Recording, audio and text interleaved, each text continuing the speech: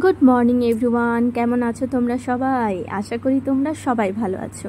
আমিও ভালো আছি। ঘাম মুছছি, গরম প্রচণ্ড পড়েছে আর সব জায়গায় তো প্রচণ্ড মুষলধারে বৃষ্টি হচ্ছে, বাট আমাদের এখানে কিন্তু এখনও বর্ষা ঢোকেনি। আমি যেদিন ভিডিওটা শুরু করেছিলাম, অবশ্য এখন যখন আমি ভয়েসটা দিচ্ছি তখন দেখছি বর্ষা ঢুকে গেছে। তো সকালবেলায় ব্রেকফাস্ট দিয়েই আজকের ভিডিওটা শুরু করলাম।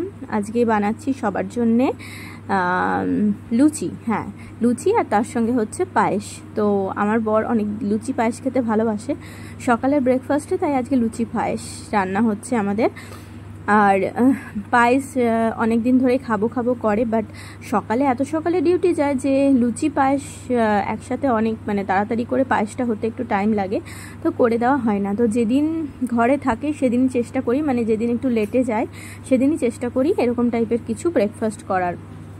তাছাড়া এমনি সকালবেলায় আমাদের আলুর পরোটা, এমনি পরোটা, এইসব ব্রেকফাস্ট হয়। চিড়ের পোলাও, তারপর মহারাষ্ট্রের যেই টাইপের পোহাটা হয়, তারপর দই বড়া, এমনি টুকটাক অনেক কিছুই হয়। তো যাই হোক, আজকে আমাদের এইটাই ব্রেকফাস্ট হচ্ছে। তো গরম প্রচণ্ড পড়েছে, বলছিলাম এই গরমে লুচি খাওয়ার দরকার নেই, কিন্তু অনেক দিন ধরেই যেহেতু লুচি খাবে করছে, তাই ভাবলাম সকালবেলায় খাওয়া হয়ে গেলে অসুবিধা নেই, রাত্রেবেলা খেলে বেশি প্রবলেম। তো কেমন আছো তোমরা সবাই? দেখো অনেক দিন পর আজকে একটা ভিডিও নিয়ে এসেছি। আর শ্রাবণ মাস তো পড়েই গেছে চারিদিকে। শ্রাবণ মাসে আমাদের এখানে প্রচুর একটা আনন্দের মতো সবাই পুজো করে, আর এখানে পুরো শ্রাবণ মাসটা ধরে সবাই কিন্তু নিরামিষ খায়।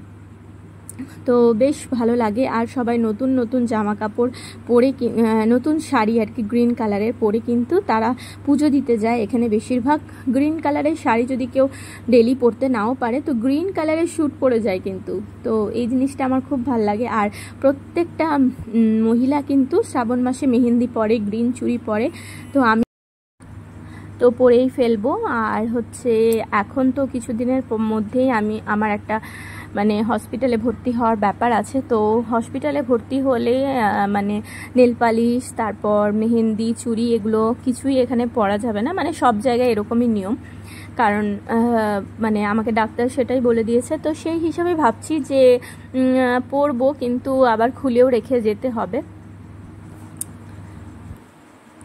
তো তোমাদের সাথে কথা বলতে বলতে লুচিগুলো প্রায় ভাজা হয়েই গেছে।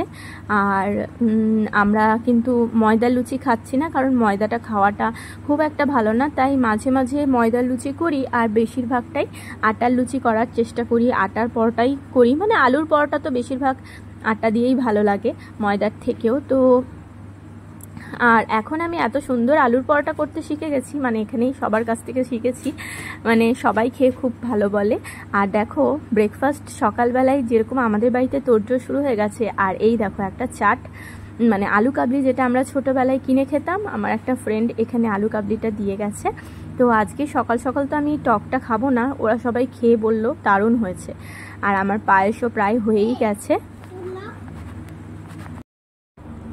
আর আজকে ভেবেছি একটু মাছ আনতে যাব। এমনিতে আমরা মাছটা সপ্তাহে একদিন কি দুদিন আনতে যাই, কারণ মাছ বাজারটা একটু অনেকটাই দূরে আছে।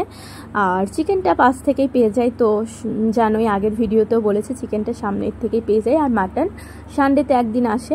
তো সেই কারণে মাছটা আর কি শেষ হয়ে গেছে, মাছটা আনতে যাব। তো এখন তো মা বাবা এখানেই আছে, তো অনেক কিছু কথা বলতে বলতে কিভাবে টাইমগুলো পেরিয়ে যায় আর সেরকমভাবে ভিডিও দেওয়াই হয় না। তারপর চলে এলাম সোমবারে। আর এইবার প্রথম সোমবারটা তার ভিডিও তোমাদের সাথে শেয়ার করছি। তো প্রথম সোমবারে না আমি মন্দিরে গিয়ে পুজো তো দিয়েই এসেছিলাম, তারপর ঘরেও একটা ছোট্ট শিবলিঙ্গ বানিয়েছিলাম, আর সেখানে নিজে হাতে শিবলিঙ্গ বানিয়ে পুজো করেছিলাম। তো ইচ্ছা হচ্ছিল, অনেকেই দেখলাম করেছে, তো তাই আমি করলাম। আর ভাবছি মনে মনে প্রত্যেকটা সোমবার করতে পারবো নাকি। আমি শ্রাবণ মাসের প্রত্যেকটা সোমবারেই মন্দিরে গিয়ে পুজো দিয়ে আসি। আর দেখো আমার ঘরে কিছুদিন আগে যখন আমরা এই নতুন কোয়ার্টারটায় এলাম, তখন একটাও তুলসী গাছ ছিল না, আর এখন পুরো ঘরে তুলসী গাছে ভরে গেছে, প্রচুর তুলসী গাছ হয়েছে। তোমাদেরকে আমি ঘুরিয়ে একদিনকা দেখাবো। আর অনেক সুন্দর সুন্দর গাছও হয়েছে। আর আমার গোলাপ গাছে তো সমানে ফুল হয়ে যাচ্ছে। তো তাই ঘরেও আমি একটুখানি পুজো করে নিলাম। জাস্ট এইমাত্র আমি মন্দির থেকে এলাম। আর আজকে ঝিরিঝিরি করে বৃষ্টি হচ্ছে, তার মধ্যে আবার সকালবেলায় ঘরে পুজো দিয়ে স্নান করে আমি গেছিলাম ডাক্তারখানা, মানে আমাদের হসপিটালে গেছিলাম এমএইচে আমার বরের সাথে।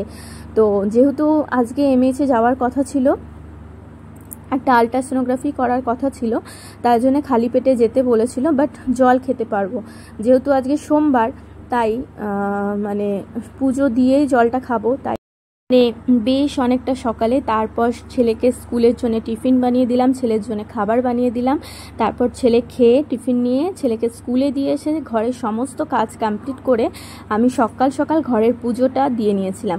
এবার সোমবারের ব্যাপার, ঘরের সমস্ত পরিষ্কার পরিচ্ছন্ন ধোয়া মোছা করেই পুজোটা দিতে হবে, তাই সমস্ত কাজ কমপ্লিট করে পুজোটা দিয়ে নিয়েছিলাম।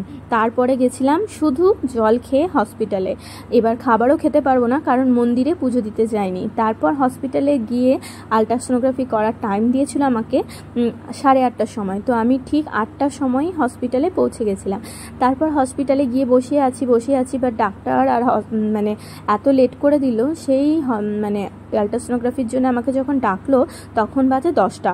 তারপর বাড়ি আসতে আসতে 10:30 11টা হয়ে গেছে। তারপর আমি তাড়াতাড়ি করে আবার স্নান করলাম।